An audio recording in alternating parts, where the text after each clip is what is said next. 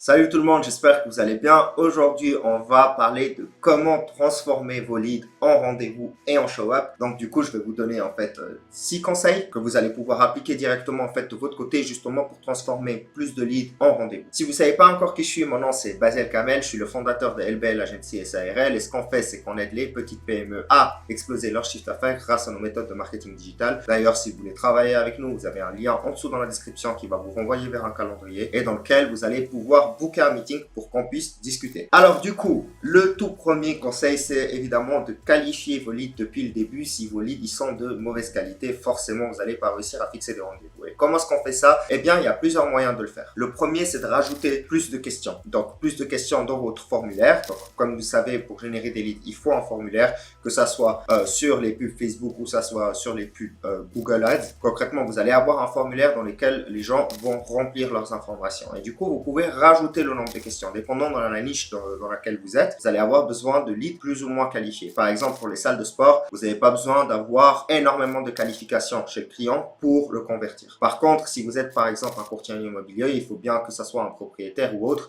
pour que la personne soit qualifiée. Donc du coup, rajouter le nombre de questions va ici permettre de qualifier plus le lead et du coup, il ne faut pas hésiter à le faire. Sinon, vous avez aussi moyen justement de le contacter, enfin de faire en sorte que quelqu'un le contacte avant que vous le contactez pour justement savoir si la personne est qualifiée ou pas en lui posant des questions un peu plus spécifiques. On a déjà fait ça pour un de nos clients. Concrètement, on a eu du mal à directement lui poser certaines questions qui sont un petit peu, disons, privées directement sur le formulaire. Donc, on l'a appelé et on lui a parlé directement pour savoir si la personne est effectivement qualifiée ou pas avant de le renvoyer justement vers la personne, le commercial qui allait s'occuper de lui. Donc voilà, qualifier les leads en amont, c'est une chose que vous pouvez faire justement pour augmenter le taux de rendez-vous et le taux de show-up et le taux de conversion. Le deuxième point, c'est simplifier la prise de rendez-vous. Votre processus de prise de rendez-vous, il doit être vraiment extrêmement simple. Soit vous prenez le rendez-vous pour la personne directement, soit en fait, vous utilisez un lien Calendly par exemple pour pousser les gens à fixer le rendez-vous eux-mêmes. Donc, il faut rendre en fait le processus de prise de rendez-vous extrêmement simple avec le moins de friction possible. Plus la personne doit faire de clics et aller de l'avant pour fixer un rendez-vous, moins vous allez avoir en fait de rendez-vous possibles et du coup, concrètement, vous allez perdre des leads et vous allez payer plus cher le nombre de leads et le nombre de rendez-vous. Donc concrètement, essayez d'avoir le moins de friction possible une fois que vous savez que la personne est qualifiée pour le convertir en rendez-vous. Aussi, super important, ayez bien un calendrier qui aille suffisamment d'options. Pour ça, évidemment, ça va dépendre de votre capacité et du nombre de commerciaux que vous avez. Mais concrètement, ayez suffisamment d'options à disposition où vous savez que les gens, en fait, peuvent venir à un moment donné parce que si vous avez peu d'options à disposition dans votre prise de rendez-vous, eh bien, forcément, vous allez perdre de l'argent parce que les gens, ils n'ont juste pas le temps de venir peut-être à 10 heures du matin parce que c'est à ce moment-là qu'ils travaillent. Donc, ayez suffisamment d'options de rendez-vous pour les gens pour que eux-mêmes puissent booker le rendez-vous et qu'ils trouvent le temps, en fait, de venir chez vous, tout simplement. Le troisième point,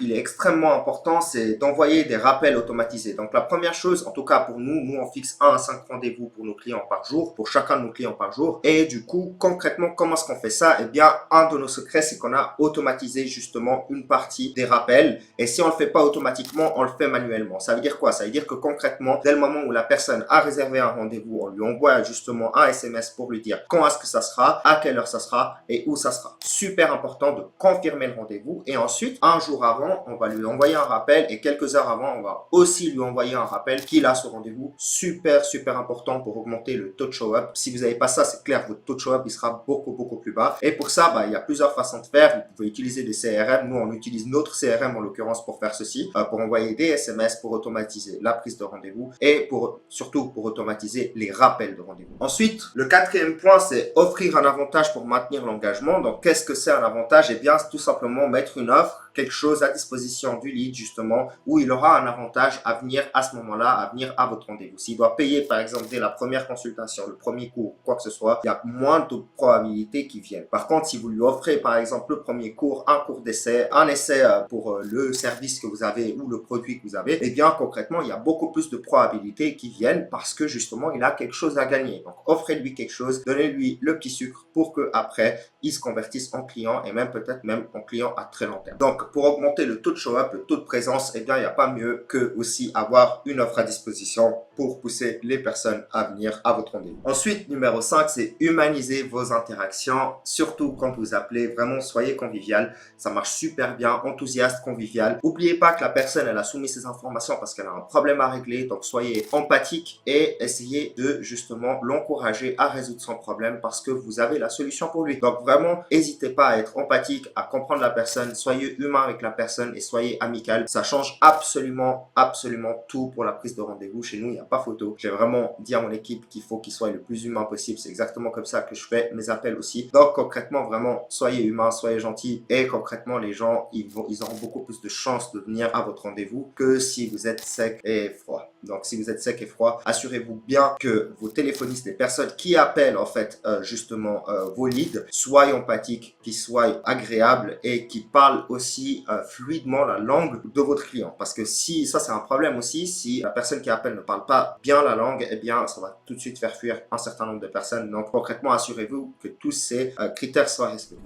Et maintenant, le numéro 6, c'est vraiment la clé qu'il ne faut pas négliger, c'est de tenir des statistiques. Pourquoi? En fait, c'est extrêmement simple. Si vous ne tenez pas des statistiques et que vous n'avez pas suffisamment de rendez-vous, pas suffisamment de show-up, vous n'allez pas savoir pourquoi. Donc concrètement, les chiffres vont vous raconter une histoire, vont vous dire pourquoi est-ce que vous n'avez pas suffisamment de rendez-vous, pas suffisamment de show-up, etc. Mais quels sont finalement ces chiffres que vous devez regarder, que vous devez tenir, les statistiques à tenir? Eh bien, moi, j'en ai listé quelques-unes là que nous on tient de notre côté. Donc la toute première, c'est du côté du téléphone. Donc quand vos téléphonistes appellent les leads. Donc concrètement, on a le nombre d'appels total. Donc ça, c'est le nombre d'appels si les gens décrochent ou décrochent pas. Le nombre de personnes qui décrochent, ok? Ça, c'est super important pour savoir en fait si vous appelez au bon moment ou pas. Si vous appelez à certaines heures et que vous avez très peu de gens qui décrochent, eh bien vous savez qu'il y a un problème, qu'il faut appeler à d'autres heures. Et du coup, on a le ratio de décrochage, donc le nombre de personnes qui décrochent par rapport au nombre d'appels totaux. Ok?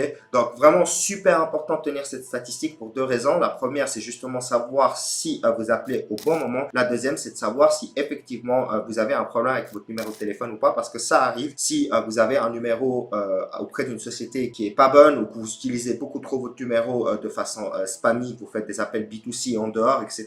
Eh bien, vous allez avoir le numéro qui baisse en qualité et du coup, vous allez avoir moins de personnes qui décrochent parce qu'ils voient, par exemple, suspicion de spam ou ce genre de choses. Donc, vraiment, surveillez ces chiffres parce que ça va vous indiquer si effectivement vous appelez au bon moment ou s'il faut changer de numéro ou manière de faire pour les appels. Ensuite, on a le nombre de réponses positives, donc le nombre de personnes qui ont effectivement accepté de prendre un rendez-vous, le nombre de réponses négatives. Et ensuite, on a le ratio de réponses positives. En fait, c'est le ABR, donc Appointment Booking Rate en anglais. Et concrètement, ce chiffre, c'est le chiffre clé, super important. Et concrètement, le nombre de réponses positives, ça sera en fait le nombre de réponses positives sur le nombre d'appels totaux. Et vous pouvez aussi faire le nombre de réponses positives sur le nombre de personnes qui décrochent. Pourquoi les deux? En fait, le premier, ça va vous indiquer, ok, quel est votre effort, quel est le retour sur votre effort global. Et le deuxième va vous indiquer si effectivement votre script, votre façon de parler à la personne convainc les autres de fixer un rendez-vous ou pas, par rapport au nombre de gens qui décrochent. Parce qu'effectivement, si vous prenez le nombre d'appels totaux,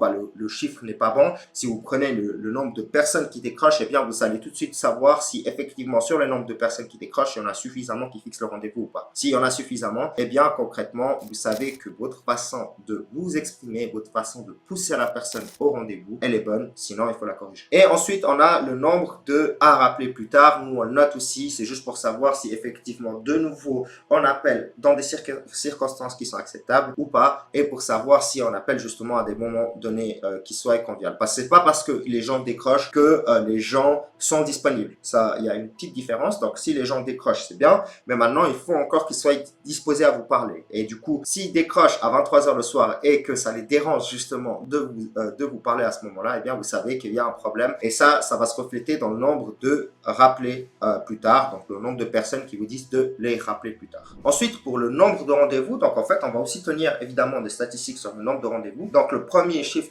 à regarder, c'est le nombre de rendez-vous fixés. Et bien évidemment, ça, vous allez aussi l'avoir dans ce que j'ai dit tout à l'heure. Du coup, on va avoir le taux de rendez-vous total. Donc, ce taux de rendez-vous, c'est par rapport aux leads récoltés. C'est même plus par rapport aux appels. C'est juste pour savoir par rapport à tous nos leads, combien de rendez-vous on arrive à fixer. Vraiment super important. Ensuite, on a le nombre de show-up, extrêmement important qu'il faut récolter. Donc, il faut savoir combien de personnes se sont effectivement présentées pour, si jamais, changer votre système de rappel. Si le nombre de show-up ou le taux de show-up, donc show-up sur le nombre de rendez-vous fixés, il est trop bas, ça veut dire qu'il y a un problème. Vous avez fixé des rendez-vous, les gens ont accepté à aller jusqu'au rendez-vous, mais ne sont pas venus. Pourquoi? Eh bien, peut-être que votre système de rappel est à revoir. Et du coup, là aussi, ce chiffre, il est extrêmement important pour savoir si effectivement, il faut changer quelque chose dans votre système de rappel et dans la fixation de rendez-vous elle-même. Donc voilà, j'espère que vous avez apprécié la vidéo d'aujourd'hui. Si jamais ce genre de contenu vous intéresse, n'hésitez pas à vous abonner, n'hésitez pas à laisser un like. Et si vous avez quelque chose à rajouter, n'hésitez pas à le laisser dans les commentaires. Sinon, si vous voulez travailler avec nous, comme d'habitude, vous avez un lien en dessous dans la description dans lequel vous allez pouvoir booker un meeting et dans lequel on peut voir ensemble si effectivement je peux vous aider ou pas. Et de toute façon, si je ne peux pas vous aider, je vais vous renvoyer vers des ressources qui pourront. Allez, c'était Basel, à tout bientôt.